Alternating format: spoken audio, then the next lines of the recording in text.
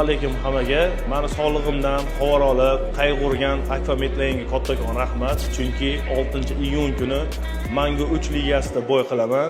Shuni eshitib, Amirxon keling, vassanomleniya holatini ko'raylik deb, men sog'lig'imdan shunchalik qayg'urib chaqirishdi. Hamma danliklar topshirdik. Alhamdulillah, Alloh o'zimiz bilan hammasi yaxshi chiqdi. Inshaalloh duoda bo'linglar. Xudo xolasa 6-iyun kuni bayroqlar balandlikka ko'taramiz. Hammaga rahmat. Akfa Medline chempionlar tanlovi.